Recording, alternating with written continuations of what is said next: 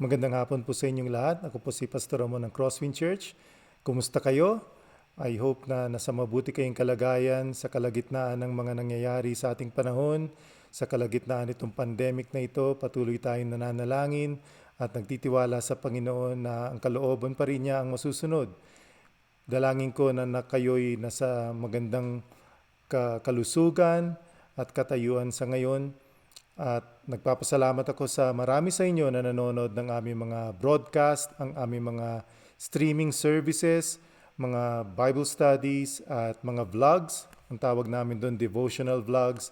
At nagre-record ako ngayon sa wikang Tagalog bilang response sa clamor, sa demand na maggumawa kami ng mga ganitong klaseng mga devotional sa wikang Tagalog. Again, maraming salamat sa inyo, especially those na nanonood sa amin sa aming mga online service. Linggo yun dito ng alas 10 ng umaga.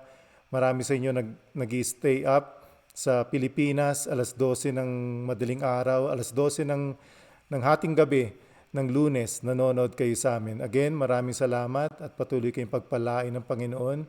We celebrate those of you na nakakilala sa Panginoon sa pamagitan ng aming mga services, mga mensahe na dineliver sa inyong mga tahanan sa pamagitan ng aming virtual or online service. Purihin ang Panginoon. Marami nagtatanong sa mga Pilipino, hindi lang actually sa mga Pilipino kundi sa panahon na ito, ano ba ang nangyayari talaga? Ito ba'y ang coronavirus ba ay parusa? Dumating ba ito bilang parusa ng Diyos sa sanlibutan dahil sa kasamaan ng tao? O ito ba ay ang tinatawag na warning na actually is it an act of mercy na sinasabi ng Panginoon, lumapit kayo sa akin dahil ito ang inyong pagkakataon, pinapakita ko ang aking kapangyarihan, ang aking magagawa sa napakaliit na panahon, napakaikling panahon ay nagawa ko ito. Pinapamalas ko sa inyo na ako pa rin ang Diyos. Ito ba ay kanyang act of mercy sa pagpapakita niya ng kanyang kapangyarihan na ang tao ay binibigyan niya ng pagkakataon na magbago, magsisi at pumunta sa kanya at manalig sa kanya. Actually, ang kasagutan ay nasa salita ng Diyos, nasa Biblia. May mga tao na nagsasabi, kahit mga Kristiyano, actually, ibang mga sikat na preacher sinasabi na itong coronavirus na ito ay isang krisis na hindi pa nakita kahit kailan pa man. Hindi pa to na witness ng mundo. At may mga panahon na dapat lang tayo maglament o dapat lang na tayong managhoy o umiyak sa Panginoon na hindi ito ang panahon para maghanap ng mga kasagutan, ng explanation galing sa Diyos. Managhoy lang tayo at tayo ay makinig sa Diyos. Pero naniniwala ako na ang lahat ng bagay ay may explanation. May paliwanag ang lahat ng bagay. Ang katotohanan ay hindi lang natin nakikita talaga palagi kung ano yung paliwanag, kung ano yung kasagutan sa ating mga katanungan. Kaya ang gusto ng Panginoon ay manatili tayo sa kanyang presensya, na pakinggan natin ang kanyang tinig sa panahon na ito. At ang tinig niya ay actually hindi na malayong marinig dahil sa panahon natin, ibinigay na sa atin ng Panginoon ang Biblia. At ang Biblia ay kasulatan na inspired ng banal na spirito. Ito ay nanggaling mismo sa Diyos. Kaya dapat natin pagkatiwalaan na kahit tao ang ginamit ng Diyos na sumulat ng Biblia, siya pa rin ang may akda ng banal na kasulatan, ang Biblia na nasa ating kamay. So yung tanong na yun, ano ba ito? Ano ba itong pandemic na to?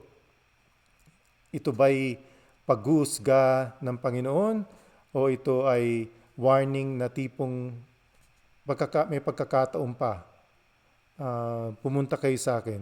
Is it an act of mercy na magbago kayo sa inyong buhay, magsisi kayo sa inyong mga kasalanan? Actually, ang kasagutan ay nasa Biblia. Babasahin ko sa Mateo 11:27-30. Ang Panginoong Hesus na nagsasalita dito. Sabi ng Panginoong Yesus, binigay na sa akin ng aking Ama ang lahat ng bagay.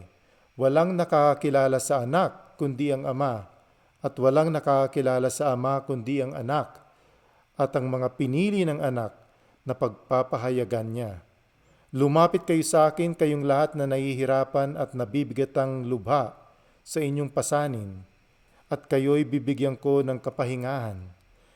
Pasanin ninyo ang aking pamatok at sundin ninyo ang aking mga itinuturo, sapagkat ako'y maamo at mapagkumbabang loob. Matatagpuan ninyo sa akin ang kapahingahan, sapagkat madaling dalhin ang aking pamatok at magaan ang pasaning binibigay ko sa inyo. Pwedeng itanong nyo ngayon, ano yung kasagutan doon sa sinabi ng Panginoong Hesus? Ano talaga yung kasagutan na makikita natin? Dahil dito, makikita nyo yung display ng Panginoon, yung display niya ng kanyang pagpipili, yung kanyang election na tinatawag, at yung kanya ring pagbibigay ng pagkakataon sa tao na gamitin ang kanilang free will, ang sarili nating kalooban para lumapit sa Kanya. Yung katanungan na ito bang coronavirus ay ginawa ng Diyos para mag-i-judge ang mundo?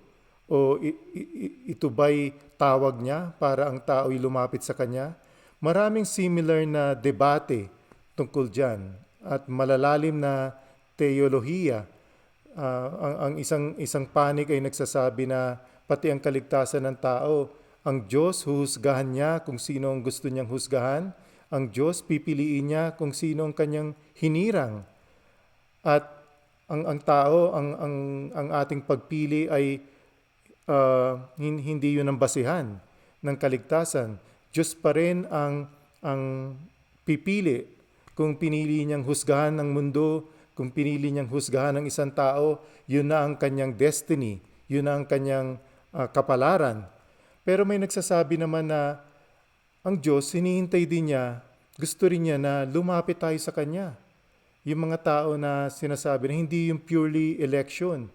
Binibigyan din ng Diyos ng pagkakataon ang mundo, ang mankind, na lumapit sa Kanya at tatanggapin niya. Kaya ang nakikita nyo rito sa Mateo 11:27, makikita nyo yung isang panig na yung kalooban ng Diyos na siya ang pumipili. Sinabi ni Jesus dito, walang makakakilala sa anak, kundi ang Ama, at walang nakakakilala sa Ama, kundi ang anak, at ang mga pinili ng anak na papahayagan niya. So yung word, yung kataga na pinili. So, ibig bang sabihin nito, hindi na tayo, pag pinanganak ka, pinili na ng Diyos kung maliligtas ka o hindi, o may mga pinanganak na hindi pinili ng Diyos, so sila ay mahuhusgahan na. Wala na silang pag-asa dahil pinili na sila, hindi sila pinili ng Diyos para mapunta sa langit o maligtas. Pero, ito ang karunungan ng Panginoon. Binabalanse niya. Kasi nakikita nyo rito, yung unang part dito, it talks of the sovereignty of God. Ang Diyos, magagawa niya ang gusto niyang gawin. At may karapatan siya. Yun ang kahulugan ng sovereignty ng Panginoon. Na ang pinili niya ang maliligtas. Walang makakalapit sa anak, kundi ang mga pinili ng anak na papahayagan niya ng magandang balita. So yun yung verse 27. Pero hindi tayo dapat huminto doon. Dahil ang napakaganda, pinakita ni Jesus.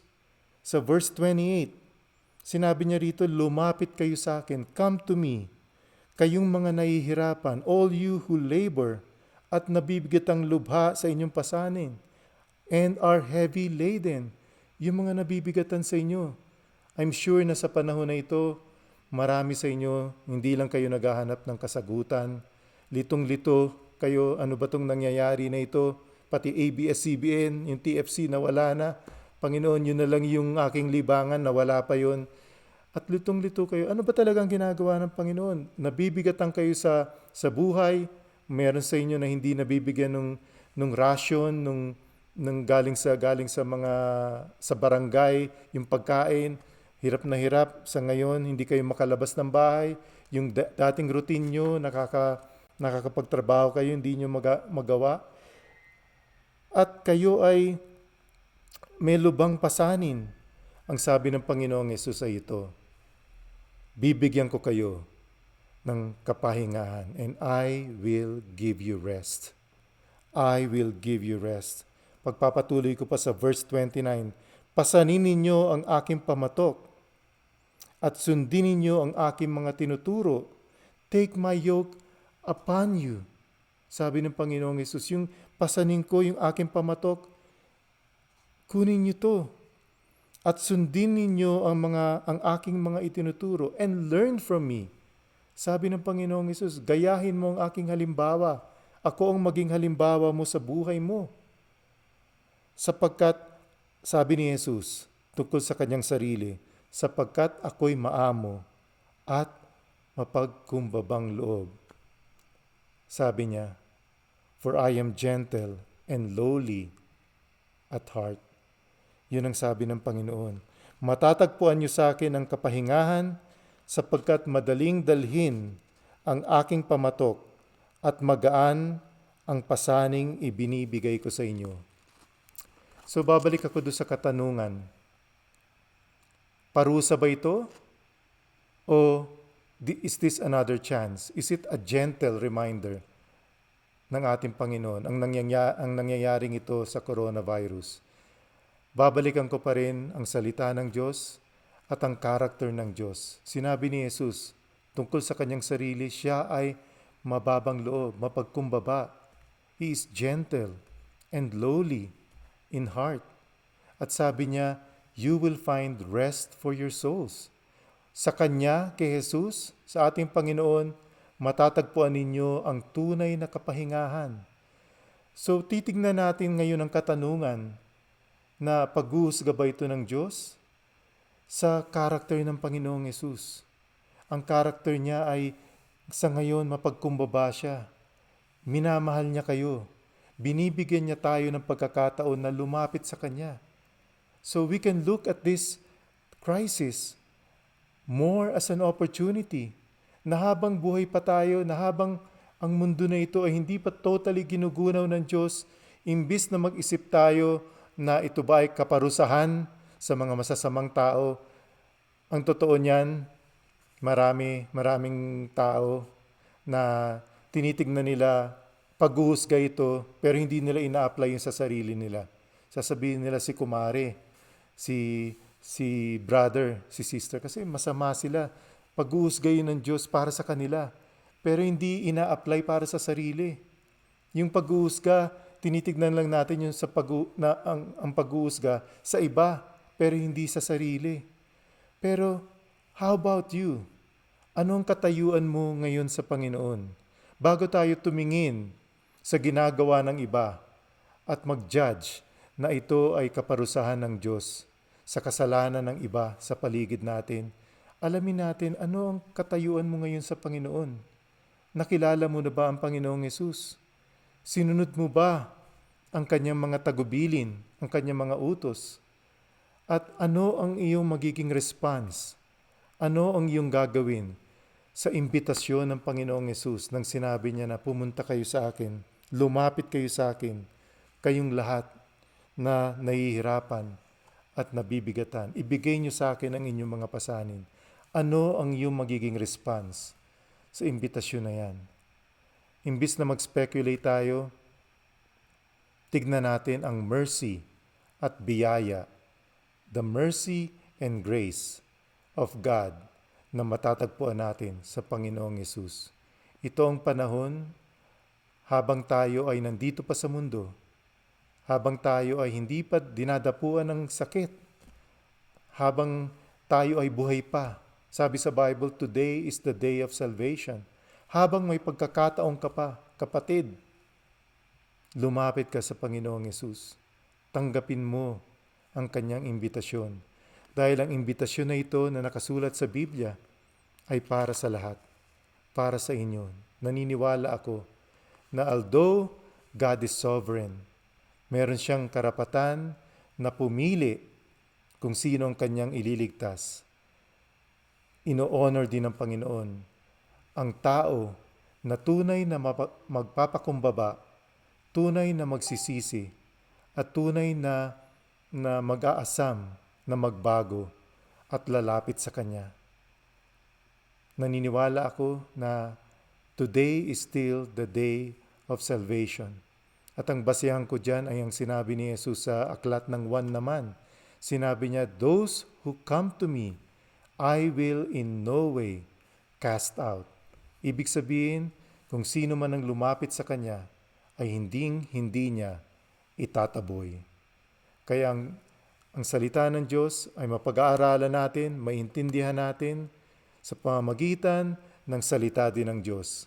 Yung sinabi ng Panginoong Yesus sa aklat ng Mateo, chapter 24, ay consistent sa sinabi niya sa Book of John, na hindi niya itataboy ang sino mang lalapit sa Kanya. Kapatid, tanggapin mo ang imbitasyon ng Panginoong Jesus ngayong araw na ito. Regardless of the pandemic, kahit hindi dumating ang 2020, kahit hindi dumating itong krisis na to, kailangan mo pa rin ang Panginoon dahil mayroong buhay na walang hanggan. Ang nangyayaring ito sa ating kapaligiran, itong sa pandemic na ito ay isang pamamaraan lang na pinapakita ng Panginoon na in the physical realm, pinapakita niya yung matinding consequence ng kasalanan. Dahil kung hindi natin makita ito, mas matindi ang kahihinatnan ng iyong kaluluwa. Dahil hindi mananatili ang kaluluwa natin dito sa mundong ito. Someday, kahit hindi sa coronavirus, lahat tayo ay mamamatay. At ang pinapakita ng Panginoon, this becomes a warning na in the physical realm nakikita natin itong coronavirus na ito, pero mas malala ang pwedeng mangyari sa atin kung hindi tayo lalapit sa Kanya, kung hindi natin tatanggapin ang Panginoong Hesus bilang ating Panginoon at tagapagligtas, at sasayangin natin ang imbitasyon na narinig nyo mula sa salita niya sa Mateo 24. Dahil ang kasunod nun ay buhay ay walang hanggan na kaparusahan na malayo sa Kanya. Pipiliin ninyo ang walang hanggan na kaparusahan sa impyerno, o pipiliin ba ninyo ang buhay na walang hanggan sa presensya ng Panginoong Hesus? I believe that you will find the answers in the Word of God. Sinabi ng Panginoong Hesus na lumapit kayo sa akin, kayong lahat na napapagal sa sandaling ito, at bibigyan ko kayo ng kapahingahan. Ang bottom line, bibigyan kayo ng buhay na walang hanggan ng Panginoong Hesus. At ang buhay na walang hanggan ay hindi isang karanasan na kailangang hintayin ninyo na mamatay muna kayo. Hindi, ang buhay na walang hanggan, kapatid, ay magsisimula na ngayon pa lang pag tinanggap mo ang Panginoong Hesus sa iyong buhay. Tatanggapin mo ba ang Panginoong Hesus ngayon bilang iyong Panginoon at tagapagligtas? All you have to do is pray a simple prayer. Manalangin ka, kapatid, ngayon. Sinabi ulit ng Panginoong Hesus, kung sino ang lalapit sa akin, hindi ko siya itataboy. I will in no way cast him out. Kaya sa sandaling ito, kung ang puso mo ay tunay na nagsisisi, at ang puso mo ngayon ay nagsusumamo sa Panginoon, na gusto mo itong buhay na walang hanggan. Panginoong Hesus, gusto kong tanggapin ang imbitasyon. Ang imbitasyon ninyo, I want to receive, to accept that invitation of eternal life.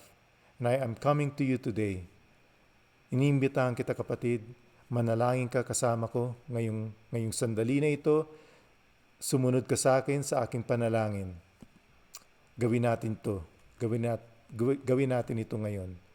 Panginoong Yesus, maraming salamat dahil sa kaligtasan na binigay mo sa akin, na ino-offer mo sa akin. Panginoong Yesus, salamat na dumating ka at namatay para tubusin ako mula sa aking mga kasalanan. Panginoon, tinatanggap ko ang iyong imbitasyon. Lumalapit ako sa iyo. Binibigay ko sa iyo ang aking pasanin. Panginoon, binibigay ko sa iyo ang aking buhay.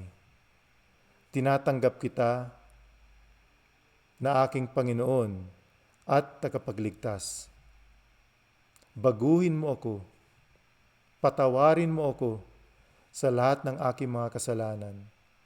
Naniniwala ako na ang ginawa mo sa krus ng Kalbaryo nung ikaw ay namatay para sa akin, ang tanging daan para ako ay maligtas.